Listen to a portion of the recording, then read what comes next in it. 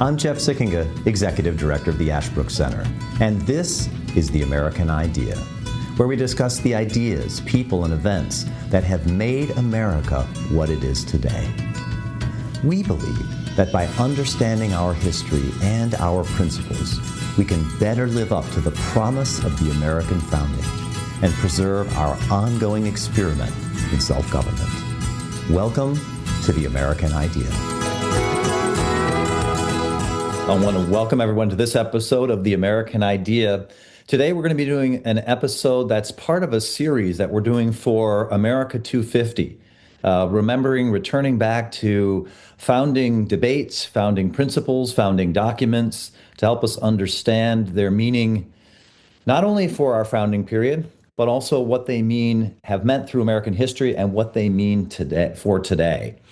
Today, we're going to be focusing on, of course, one of the most famous, maybe the most famous work of American political science, the Federalist.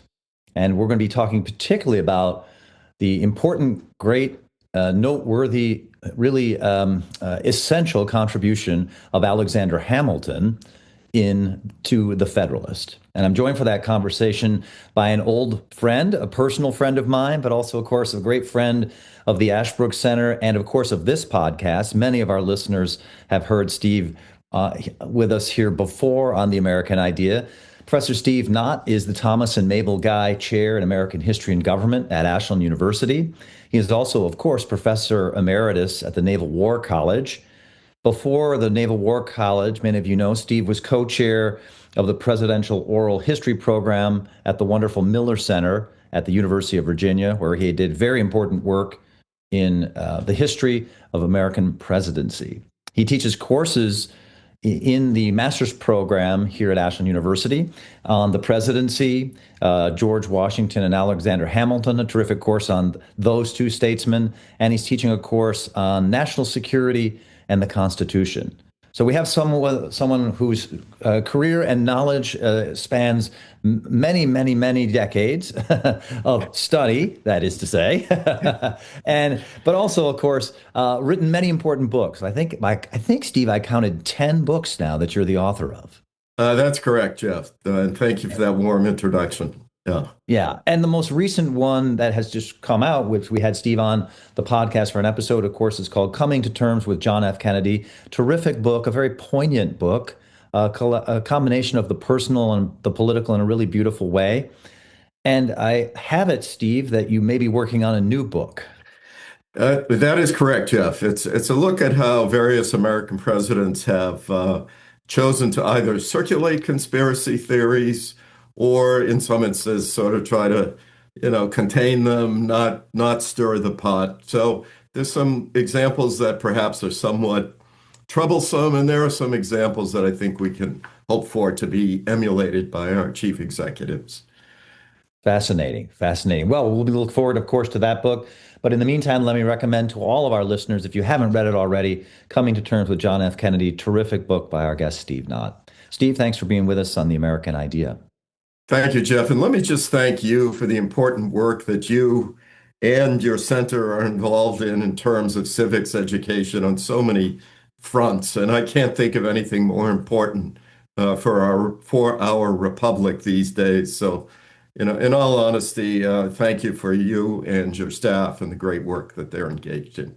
Well, we appreciate that. Obviously, part of that work is having these kind of conversations that get out to the public, to students, to teachers, to citizens on the Constitution and its meaning and its importance. Maybe I should start this way. James Madison is called the father of the Constitution, but you have argued, and I think persuasively, that nobody did more for the Constitution than Alexander Hamilton. Maybe we could even call him the interpreter of the Constitution, if Madison is the father of the Constitution. Tell us about Hamilton's role originally in organizing what has become known as the Federalist Papers. Sure. So Hamilton, I think it's important to note, at the Philadelphia Convention, he wasn't necessarily a key player because he was outnumbered 2-1 by his fellow New York delegates who were appointed by Governor George Clinton and who were opposed to any dramatic changes to the existing Articles of Confederation. So Hamilton's impact at the convention itself, I would argue, was somewhat limited. In fact, he grew so frustrated at one point that he actually left for a couple of weeks. And I think George Washington and a few others contacted him and said, would you consider coming back?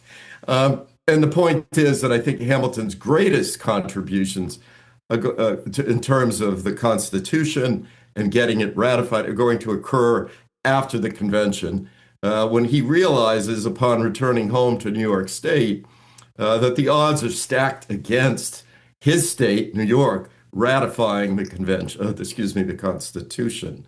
And so this is when, probably sometime late September 1787, early October 1787, he decides that he's going to try to write a series of what today we might call op-eds in favor of the proposed Constitution.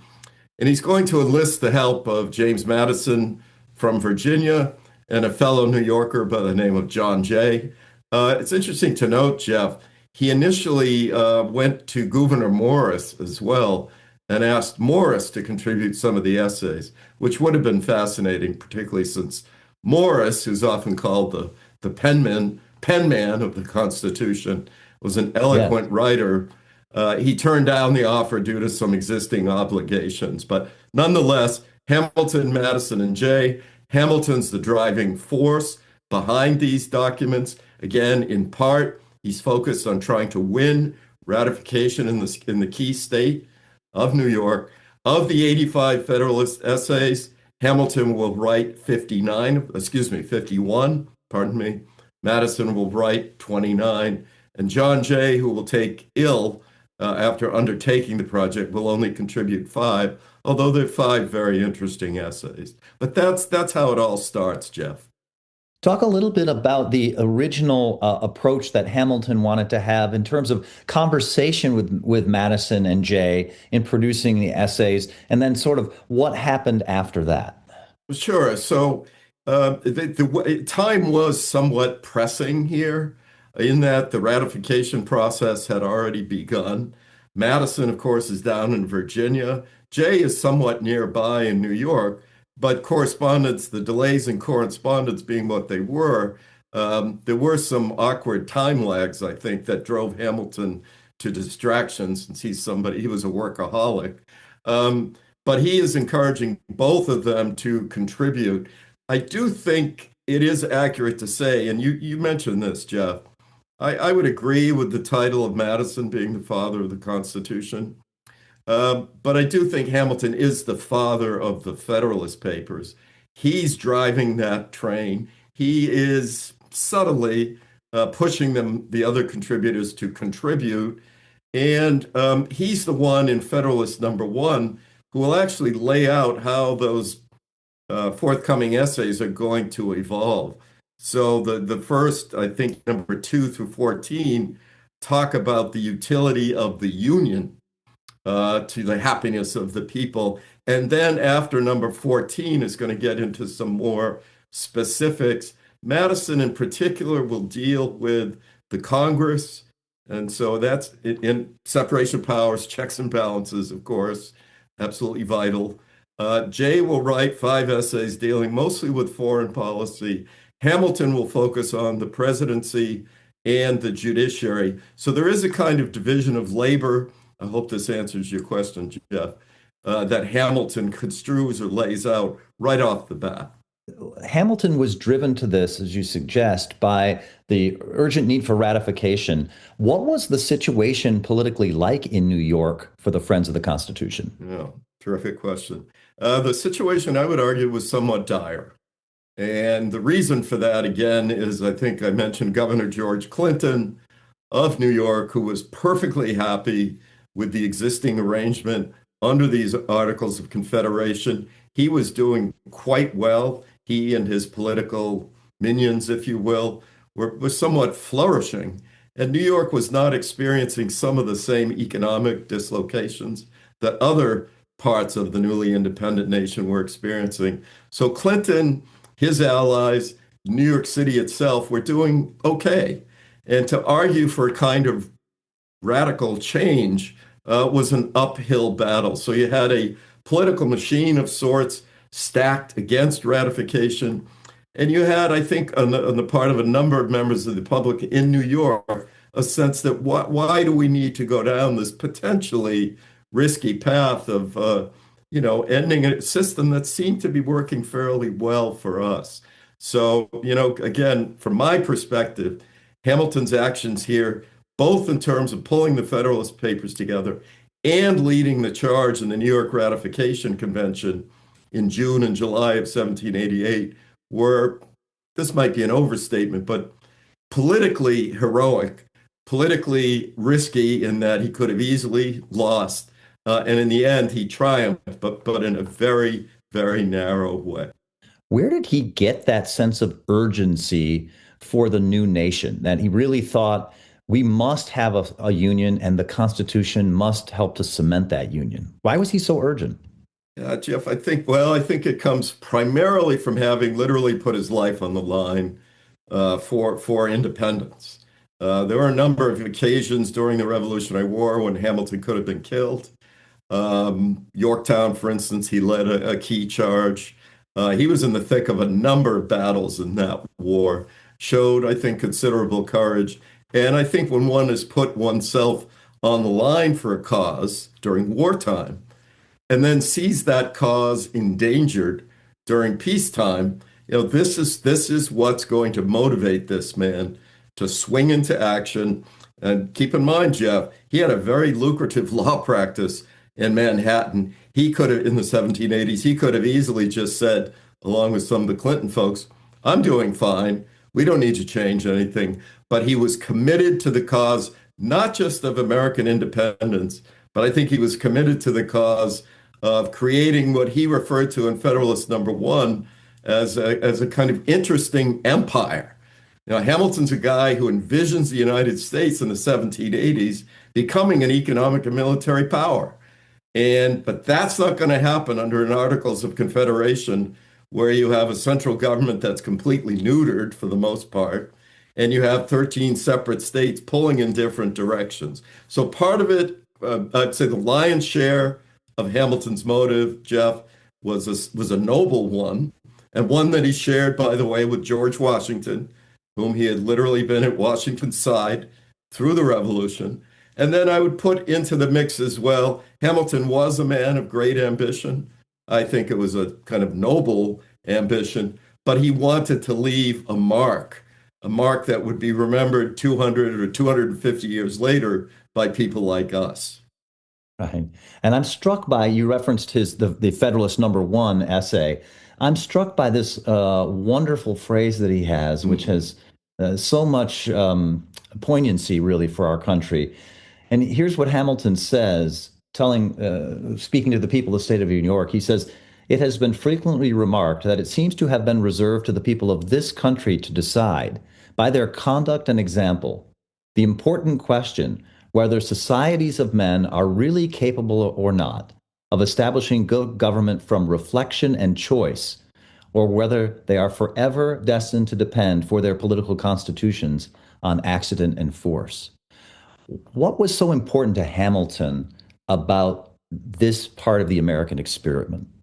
Yeah, terrific question. And I'm with you, Jeff. I love that quote from, I think, the very first paragraph of Federalist 1. I love the fact that you've chosen to cite it because Hamilton is sometimes accused of being, and in comparison to Jefferson, he is less of a child of the Enlightenment. He is less of an idealist. But I think there's a tendency at times to see him too much as an engineer, as an architect, concerned about creating institutions that will make us a formidable nation state. And all of that is true, by the way. But I do think there's more to it. If you just focus on that, you're missing the full picture of a man who really did have a deep romantic streak, in a sense, who truly believed, and just before that quote you read, Jeff, he talks about the fate of an empire in many respects, the most interesting in the world. And I do believe he felt we were creating an empire of liberty, That phrase is going to be more associated with Jefferson, perhaps rightly so. But again, it's a mistake to view Jefferson as Hamilton as just a kind of cold-hearted realist intent on building financial and military institutions. This was a guy who bought into the broader poetry, if you will, of the American experiment. So thank you for highlighting that, and I hope your audience takes what I've just said and what you said to heart. Yeah, that's interesting to me because he does seem to have been truly a committed small R Republican Yes, in a way that perhaps later some of his enemies, of course, pilloried him for betraying the Republican cause. But certainly here in the Federalist Number One, that seems to be a prime motivation for him. absolutely, absolutely. And I would add, Jeff, you're part of the reason for that belief that Hamilton perhaps was not all that taken with Republican government is something he says towards the end of Federalist Number One, where he warns of demagogues undermining Republican government, demagogues who flatter the people and who play on the people's passions and their fears to rise to power, and then once attaining power, will turn against the people. So Hamilton is less enamored than Jefferson and some of Hamilton's later critics, including, unfortunately, James Madison, who will come to see him as a kind of closet aristocrat, maybe even a closet autocrat. I don't happen to believe that to be the case. The writings here in Federalist Number One are not the words of a closet autocrat. Now, in fairness to his critics, Jeff, as you know, at the Constitutional Convention, Hamilton proposed a president elected for life, subject to impeachment, elected, but elected for life. When that comes out in later years, that's going to further this notion that this guy's got some sort of un-American autocratic tendencies that are more at home with the old world than the new. All right. What about the argument that then Hamilton proceeds to make? You mentioned in the early essays, there's a focus on the utility of the Union. Yes. In those early essays, what's Hamilton arguing for to the people of the state of New York, why we really need this Constitution for the sake of the Union? Yeah, I would say, well, there's a couple of reasons. First and foremost, Hamilton, of all this, well, other than George Washington, Hamilton is perhaps most concerned about what today we would call national security. Hamilton is a believer in a strong military, a standing army, a standing navy. That sets him apart from Jefferson and Madison and perhaps most of the founding generation. But again, that military experience of Hamilton leads him to believe that these 13 separate states, if we don't band together, we're going to be picked apart by our foreign adversaries, whether it's Britain or France or somebody else. And that in union will come strength. And that's going to be a major theme of those early essays of Hamilton, that if we don't take this step, the old world powers will play on our differences, try to capitalize on our differences, and lead to the disintegration of the Union if we don't consolidate more, if we don't adopt this newly proposed Constitution. The other aspect, Jeff, is that Hamilton believed that a stronger central government would protect the rights of property, would lead to a more stable, a more law-abiding polity. And the president in particular would be charged with taking care that the laws be faithfully executed. The newly proposed judiciary, would also do the same. So Hamilton tries to make the case that property rights and liberty itself will be better protected in a national union resting on this proposed Constitution. So he sees the potential for 13 independent states, some of which were in the grips of a kind of populist, shall we say, Shays Rebellion style sentiment that represented a very threat to the right of property and went right to the heart of the core of what liberty truly means. So if we've got the first set of arguments there, as you say, for those two reasons, Hamilton outlining the need, the utility of union, as he puts it, and then the next set seems to be, and the insufficiency of the present articles toward that. And I'm struck by a remark that he says that Hamilton makes, I believe, in Federalist number 15, where he talks about the great radical vice of the Articles of Confederation, which is that the legislative power does not operate directly on individuals.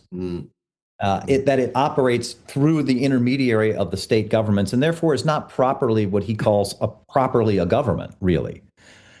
Can you tell us a little bit more about the argument, the criticism that Hamilton has of the Articles of Confederation? Sure, Jeff. So again, I think so much of this stems from Hamilton's wartime experience. Both he and General Washington, later President Washington, will never forget, and I get it, the lack of supplies, the lack of manpower. The constant, if you go through the papers of George Washington during the point at which he's the commander-in-chief of the Continental Army, constant pleading for just basic supplies that any military, if it's going to be successful, has to rely on. And the states were not delivering. And the Confederation Congress and the initial Continental Congress lacked the power to force these states to turn over the supplies and the manpower that were necessary to take on the world's greatest superpower. I mean, you look back on it, Jeff, it's almost amazing. It is amazing that we triumphed in that war, because it was really a war by committee, a war by voluntary contributions, and it was a close call.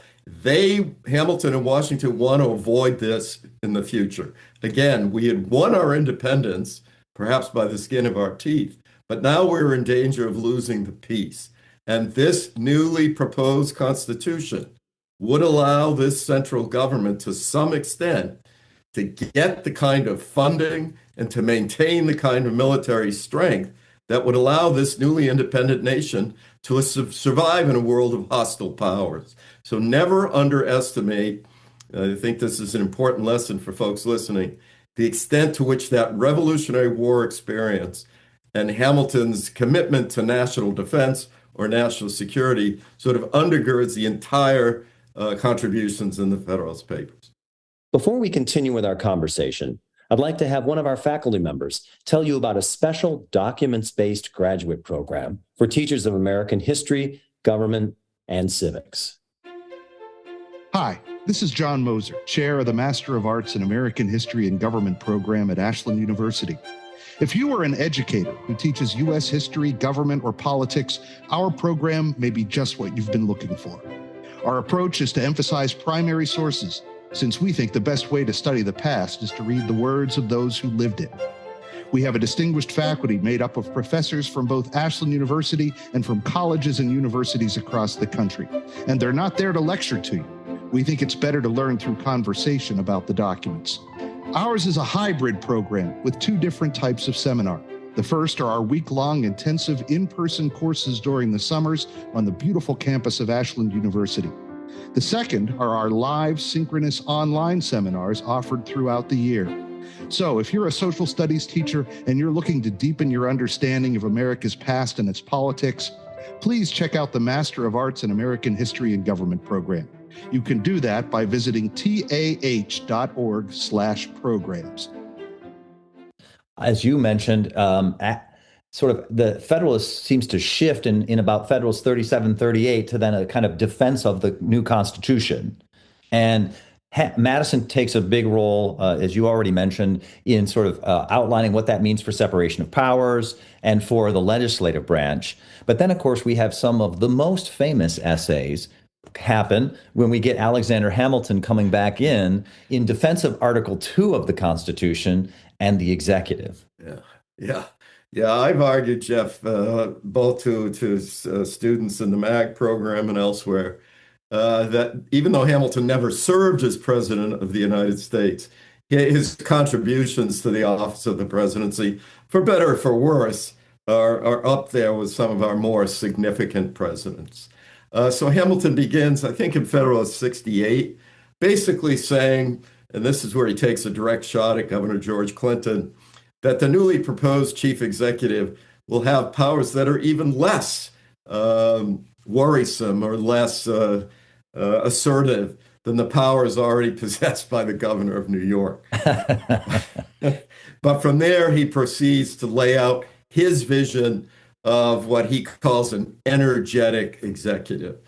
And an energetic executive possesses the ability to move, as Hamilton puts it, with decision, secrecy, and dispatch. And in particular, here we are back again in a sort of national security arena. Particularly, the president may need to respond to some type of foreign attack or some type of domestic insurrection and needs to move quickly and needs to possess, even at times, the independence to move quickly without any congressional authorization. So decision, activity, secrecy, dispatch, those are the characteristics that Hamilton foresees under the presidency created by Article 2. And then he says, in order to ensure that that happens, you have to give the president various competent powers, including the veto, the pardon power, the commander-in-chief power. You have to give him a lengthy enough duration in office. Hamilton, again, wanted a president elected for life, but he was willing to accept 4 years with unlimited re-eligibility. You have to give you have to make sure the president is one person. You know, he spends a lot of time. Go ahead, Jeff. Did you want to, please? Yeah, no, I was going to say raise exactly that question, because you had anti-federalists at the time, especially perhaps in New York, saying, and the famous anti-federalist phrase was, Article 2 creates the fetus of monarchy. Yeah. And we can't have a republic if we're going to have a strong executive. And it seems to me that in Federalist 70, Hamilton actually flips that. He does. And says, if you want a successful republic, you have to have an energetic executive. But at the time, a lot of people thought, well, we ought to have executive of 3 presidents, or some kind of president with an executive council or something. As you know, those were popular suggestions outside the convention and even in the convention. What's Hamilton's argument against that in favor of what has come famously, one president? Yeah. So Hamilton's argument, again, I think, Jeff, primarily goes back to the idea that this one executive will be responsible for any decisions that are made. And if he does she eventually abuse their power, you know who to hold responsible, and you can impeach this person if need be. But perhaps more importantly, again, for Hamilton, it's the idea that the president will take care that the laws be faithfully executed. And he and many of his fellow Federalists have the memory of Shays' Rebellion, whether they overstated it or not. That incident in Massachusetts in 1786 scared the heck out of a lot of folks, including Madison, Hamilton, and Washington, when it appeared that Massachusetts as a state was unable to quell this uprising, and perhaps it would spread. That, Hamilton argues, would not happen under this strengthened Constitution, with a president in charge of taking care that the laws be faithfully executed. The president would protect the rule of law, would protect the rights of property, which, by the way, later are going to get Hamilton in trouble with a lot of progressives who thought his emphasis on property was overstated. But nonetheless, that's the core of Hamilton's argument. One person is going to be responsible. That one person can move quickly to enforce the rule of law, and the rule of law needs to be enforced if a Republican government is going to survive. And in Hamilton's view, the Articles of Confederation were not up to sustaining, in a sense, the rule of law. It does seem to me that he operates, as he says, way back in Federalist number 9, sort of what has been the downfall of republics historically. And it's either been one of two things, either internal faction, lawlessness and division, or externally, republics get swallowed up by empires. And it seems as you're laying out Federalist 70 and those essays defending the executive, he almost has those ideas in mind when he's defending Article 2. I think so, Jeff. I mean, this is an important point. Hamilton did, and this perhaps I think does distinguish him from Jefferson and some of the Jeffersonians. Hamilton does have a somewhat dark view of human nature. Hamilton's reading of history arguably was very much Old Testament as opposed to New Testament. Man is very much a deeply fallen creature and is capable of rapacious, violent conduct. And the thing, as you said, Jeff, his reading of history as opposed to theology, his reading of history was that Republicans are frequently consumed from within.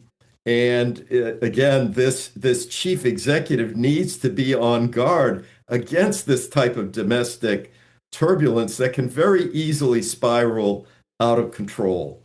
And Hamilton's hope was, and I'm not sure we're there anymore, but his hope was a president would take that law enforcement responsibility as one of his primary duties, and not obedience to public opinion or attempting to craft or manipulate public opinion. So that's what Hamilton's about, Jeff. Yeah, can you say a little bit more about that? Because I am struck by, in those essays of Hamilton on the executive, he sometimes alludes to it explicitly, but often there's a kind of implicit understanding of the kind of character, the kind of human being that he envisions will be and should be president. Yes. What kind of a human being is he thinking about? He's thinking about, Jeff, the best and the brightest. Again, he's well aware there is the potential for somebody reaching the top, reaching the presidency, who's not necessarily of great character. But, and this is, I hope this addresses your question, Hamilton believed the Electoral College was one of the greatest innovations of the Constitution, and he makes that case in these Federalist Papers that we're discussing. And that Electoral College was hopefully, more often than not, perhaps not always, but more often than not, going to pick those individuals of high character, going to pick those individuals of national, perhaps even international stature. Those electors who would choose the American president would know of these national characters who are people of integrity and talent and who had the virtues necessary to govern a republic. That was his check against the possibility of a demagogue, of somebody coming to power with ill intent. That's where you were going to try to weed that out. Unfortunately, as we all know, the Electoral College no longer serves that purpose. But for Hamilton, that was quite a positive innovation. It was going to ensure that the chief executive did not abuse his power more often than not. The rest of those essays, I'm thinking Federalist 73, 74, 75, 76, he lays out the president, what you already described as competent powers. He says the executive has to have competent powers, and under this Constitution, he has it. And he gives a very nuanced presentation, at least in my opinion, of the powers, some of which the president has by himself, commander-in-chief, the pardon power, and some the president shares with bodies like the Senate. Can you say a little bit more for our listeners about Hamilton's articulation of the president's powers? Sure. So Hamilton, who's seen as somebody who, and I think rightly so, favored a certain amount of discretion for the chief executive, particularly if the United States were to be attacked. Hamilton viewed a declaration of war as something of a formality. Once that first American soldier is wounded or killed, the war has begun, and the president has has an obligation to respond right then and there. But he does see a role for the United States Senate in the broader context of foreign affairs and arguably war powers. He sees less of a role for the House, although he does acknowledge the House has the power to declare war. But with that said, Hamilton viewed the Senate as something of a partner, again, within this national security or defense, foreign policy arena that Hamilton is very much focused on.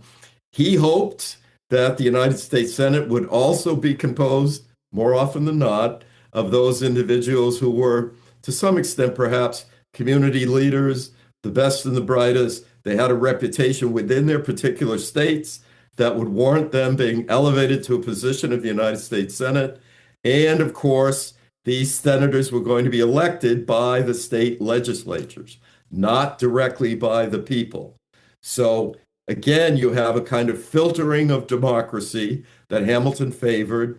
You and I would be able to vote for our state representatives. They in turn would select these members of the United States Senate, who again, hopefully had a somewhat broader, less parochial, more national, maybe even international outlook. And those individuals would work in concert with the president on things like treaty ratification and the appointment of key cabinet officers, secretaries of state, of war, etc., who would be involved in foreign and defense policy. When he finishes the section on the executive, of course, as you mentioned, the next part is essays on the judiciary. Yes. Thinking of, for example, Federalist 78, which has become one of the most famous, certainly, of the Federalist.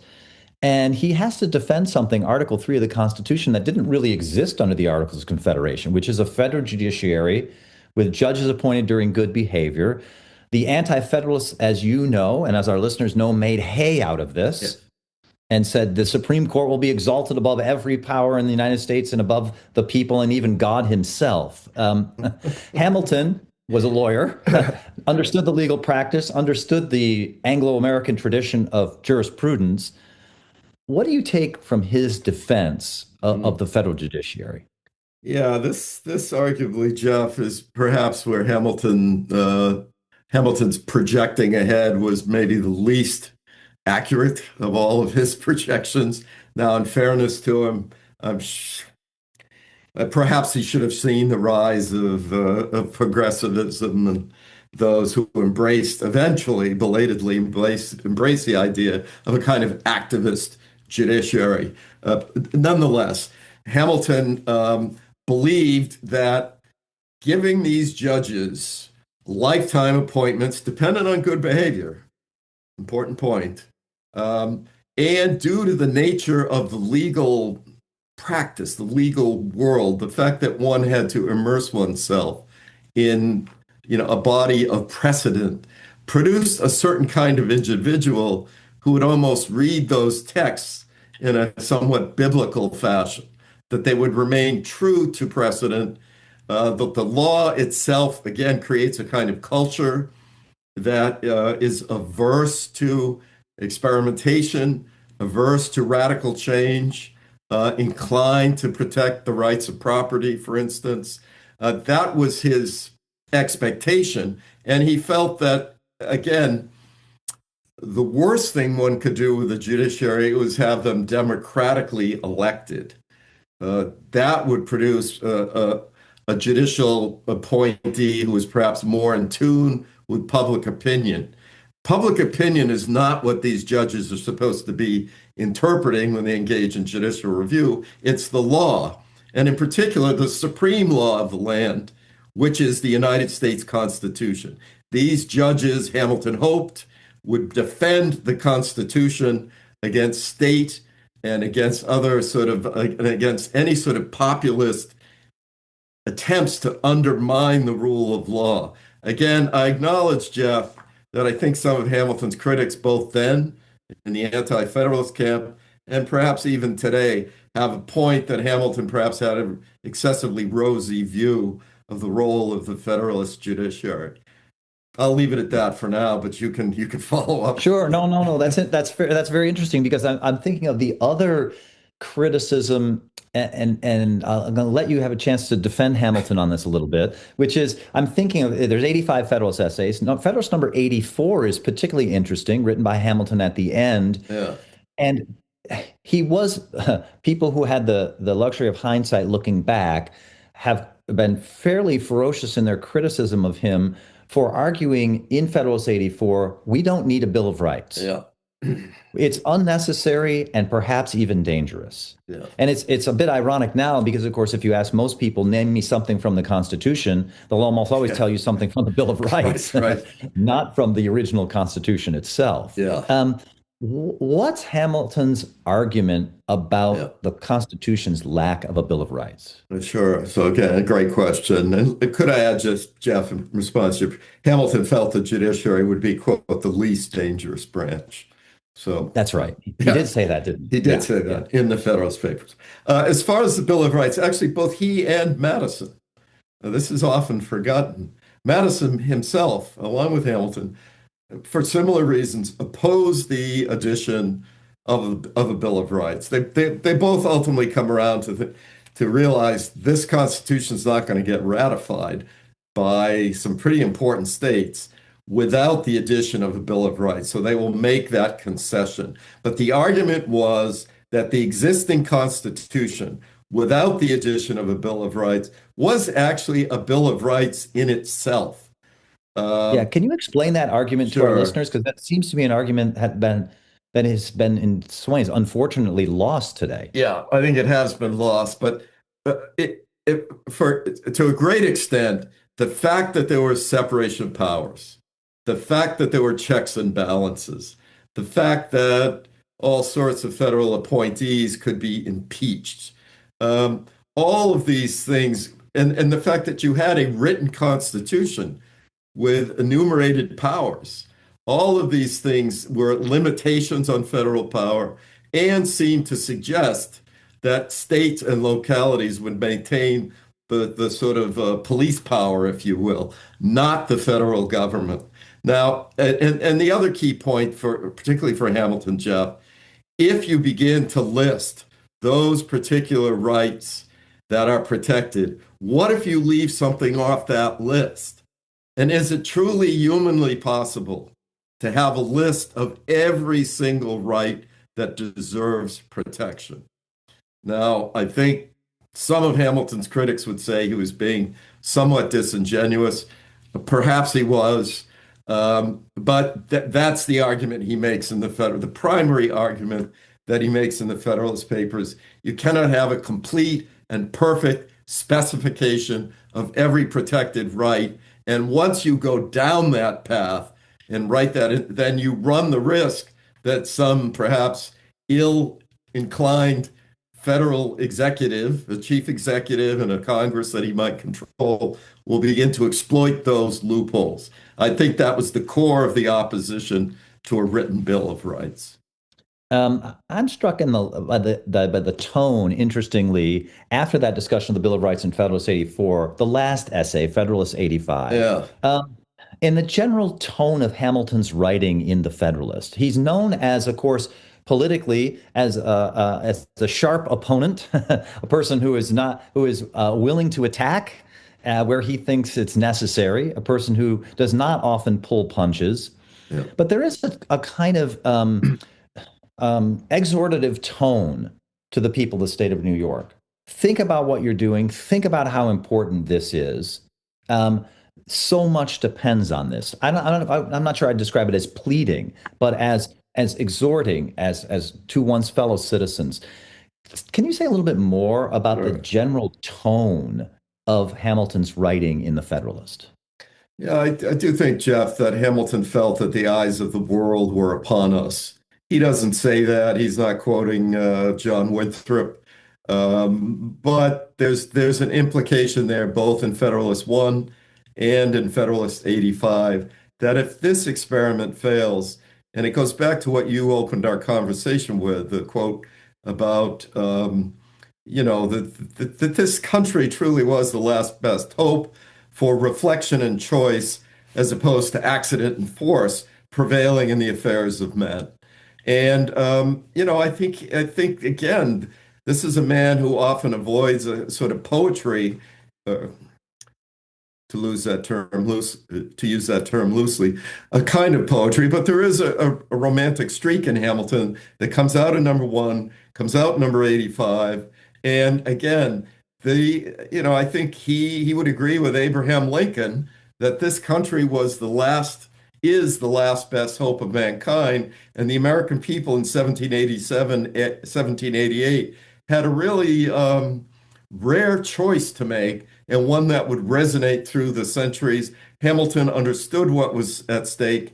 And, again, from my perspective, God bless him for throwing everything he had into this, even though, by the way, Jeff, he did have some quarrels with some of the particulars in the Constitution. Nobody fought harder for this Constitution than Alexander Hamilton.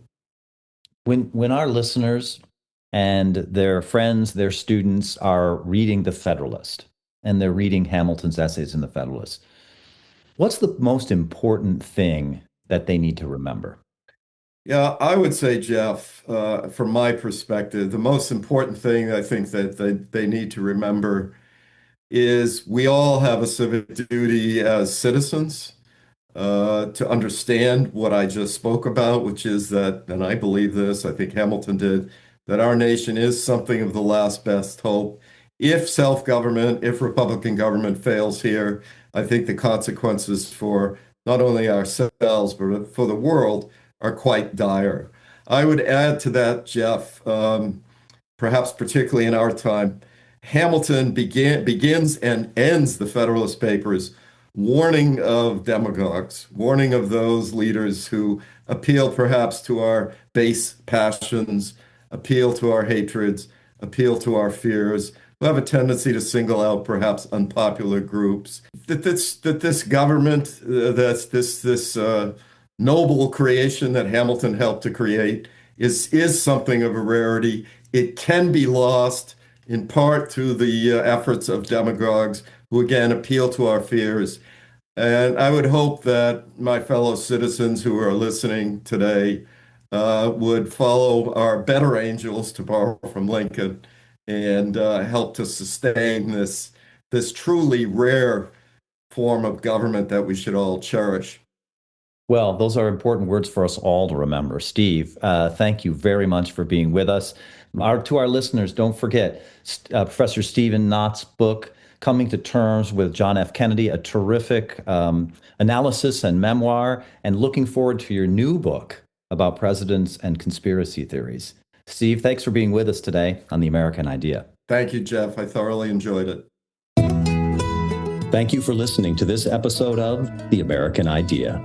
If you enjoyed this episode, remember to subscribe at Apple Podcast, Spotify, or wherever you get your podcasts, and leave a 5-star review.